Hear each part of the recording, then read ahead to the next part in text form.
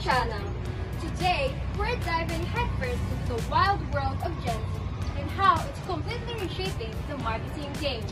In our course, this generation uses social media such as Facebook, Instagram, and TikTok, and other social media that people actively participate and spending their time to show and to advertise their products and to encourage them to purchase. But there are some issues that Gen Z is facing in this kind of situation, where they are scammed. They've been a victim of scam in terms of purchasing a product or got some fake information that certainly affects and controls everything.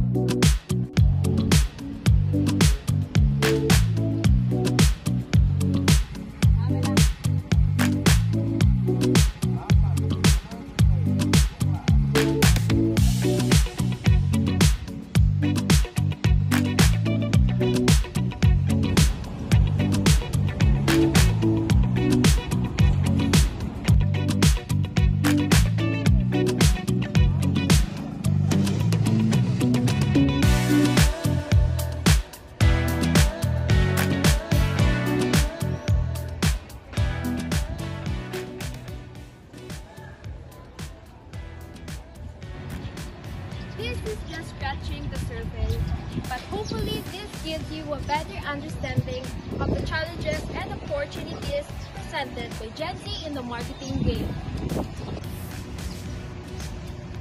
Let me know your thoughts in the comments below. What are some Gen Z's marketing campaigns that you think have landed?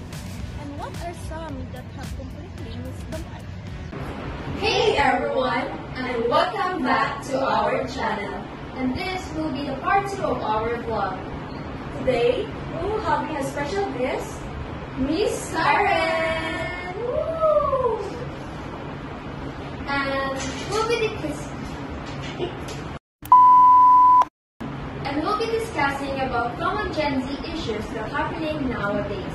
And later on, we will discuss or share with you guys what our point of view of this vlog.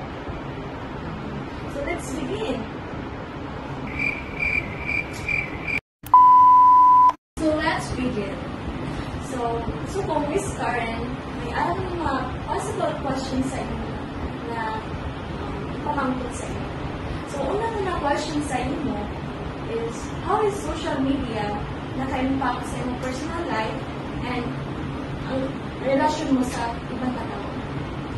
Actually, social media actually it helps me, especially communicate with me to sa mga family ko, sa mga friends ko. And also social media helping sa mag-track sa mga projects na search ko. So, especially your part sa Gen Z, di ba? So, sa social media, ano din mostly yung ginagamit mo? Actually, more on Instagram. I usually less toxic na ang IG compare sa Facebook. So, gagi ka man mga bakal sa mga purchase ng mga products online? Yes. Have you ever been scammed while shopping online? Yes. Kahit ko once na order ko lang actually nang black ako may order black na shirt galing nag-upload sa ako was Korean na. Siyempre yung message ko mag-ang shop ka ako na lain ang color nag-upload sa ako hindi yung brand nila na i-message ko lang sa bata mo pero galing ang shop ko na kaya sa galing sila sa akin. So, nag-iwat na pa-order sa'yo na siya? Wala na, kaya sa ako na. So, para sa Miss Karen, what types of scams are most common in social media? Especially sa mga nag-counter sa mga Gen Z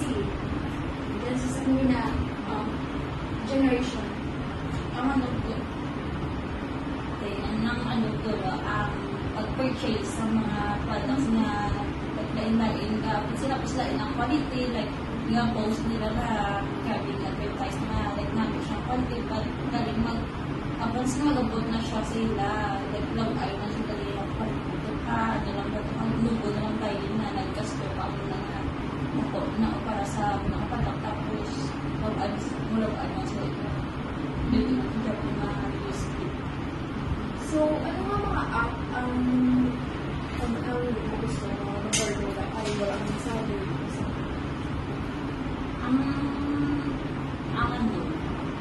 Sa TikTok, tapos kaya ako abili first time, so may ko kayo mag-use sa shop. So, have you ever regretted a purchase because it didn't match your expectations? Yes. Okay, Miss Karen, as a Gen Z, ano ma-advise mo sa mga subong sa mga kabataan? So, like sa aton, ano ma-advise mo sa ila? And how to save from scam sa social media? Well, always be careful sa mga shops na pinapilian mo na kapag ka lang purchase ka kapag since usually ang mga shop na nagka-safe pala sila ilan sa mga nagpapakatag since gawin sa mga guide kami nila. Tapos always look for sa mga reviews lang. Ang sa reviews na is very important ka-base mo na ang mga tao mo sa mga reviews na kung anong performance ng shop na. So, I always do that. So, the same with you, Miss Karen, tayo isang legal, order sa food. Pero natabok man na na-scam. Tapos, siguro. Na-shop ko. Nag-order siya. Nag-order ko blush, but ang nag-abot is polo shirt. Ako na lang, sa mga agencies, careful ka, guys. Especially sa mga kabataan karon na makikita nila na nami sa panunod nila. Add to cards na yun. Pero, it's like sabi, humble ni Miss Karen na natawag na ang mga reviews and shops na kung ano sila kabuo. Thank you, Miss Karen, for joining us. And nipayag kami na tinawat ng mga invitasyon na magkatabi and at the same time makalearn sa inyo. So, subong sa pag-interview naman kay Miss Karen, damagin kami na kung ano. And especially sa mga advices sa mga kabataan naman na, tingala natin na bago kita mag-order, i-make sure natin na yung shop na in-order na natin is good siya. And natawag na ng mga reviews, guys, especially sa mga dyan sa subong, na being careful kita para ma-avoid ang mga scams. So in conclusion, social media is a powerful tool that exists in this generation. It can be both good and bad. However, it often feels like technology controls us instead of us controlling it. So think before you click. So that would be all, guys. We hope you learn from us. Thank you and Bye!